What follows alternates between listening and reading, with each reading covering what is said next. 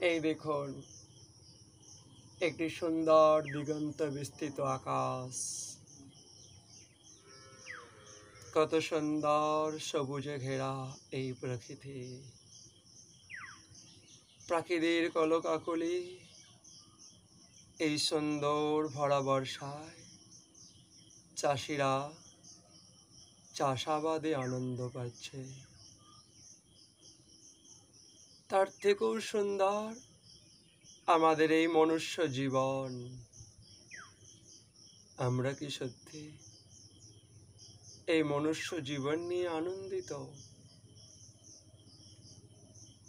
আমরা আজ যে সম্পর্কগুলো তৈরি করছি সুখের জন্য, আনন্দের জন্য, সেই সম্পর্কগুলি আমাদেরকে সত্যি কি আনন্দ দিচ্ছে? আমরা সত্যি কি সম্পর্কগুলো নিয়ে সন্তুষ্ট? আজকে মানুষ তার বুদ্ধির উপর ভর করে বাতাসে উড়ে বেড়াচ্ছে, এরোপ্লেন বানিয়েছে। আজকে মানুষ চাঁদে গেছে, জলে মানুষ ভাসতে শিখেছে। আরো কত কত বাহারি উন্নতি আমরা দিনের পর দিন দেখতে থাকব। কিন্তু আমাদের অন্তর্জগতের উন্নতি সর্বং শূন্যম, কিছুই হচ্ছে না। অন্তর্জগৎ আমাদের আরো ক্রমশ বিষাক্ত হয়ে যাচ্ছে। আমরা সম্পর্কগুলো নিয়ে সন্তুষ্ট নই। আচ্ছা, চিন্তা করুন তো, যার জন্য এত বহির্জগতের উন্নতি, সেই যদি অতৃপ্ত থাকে তাহলে উন্নতি কি প্রয়োজন? যে শরীরের জন্য আমরা এত কিছু করছি, এত বাহারি উন্নতি করছি, সেই শরীরটা কিসের জন্য আমরা একটিবার চিন্তা করি না। শরীরটা জিতেন্দ্রিয়ত্ব লাভের জন্য।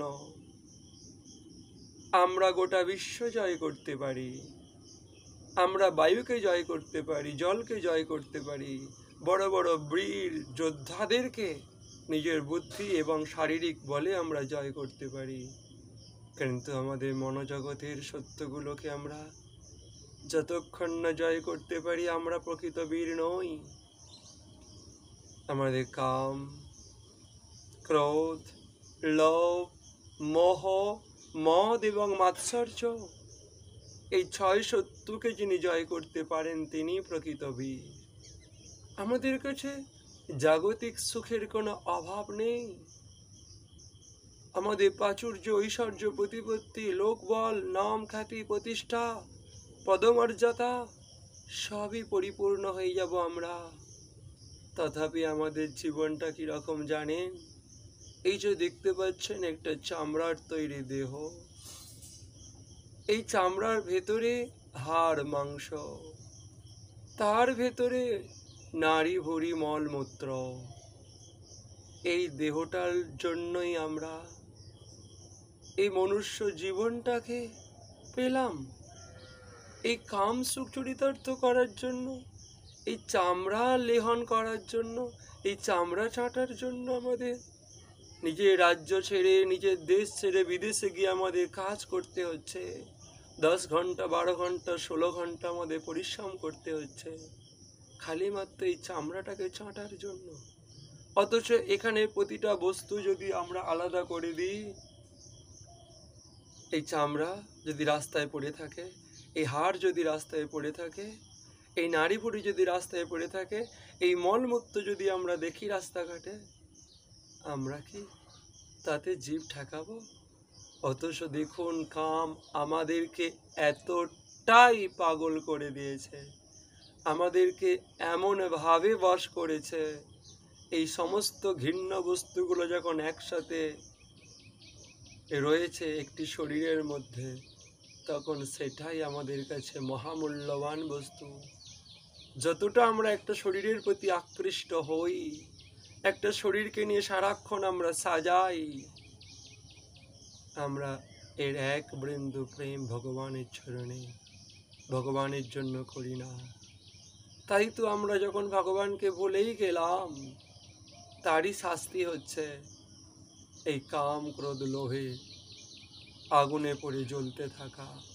আজকে সমগ্র সংসার সেইভাবেই জ্বলছে। নিজেকে বীর ভেবো না, নিজেকে বড় ভেবো না। সরকারি কর্মচারী হয়ে বা বেসরকারি কর্মচারী হয়ে বা কোনো সংস্থার কর্মচারী হয়ে অহংকার করছো। তুমি যে প্রকৃত ভগবানেরই কর্মচারী। এই সংসার সুন্দর প্রকৃতি তার দেয়া। এখানে এসে তোমার কিছু কর্ম আছে।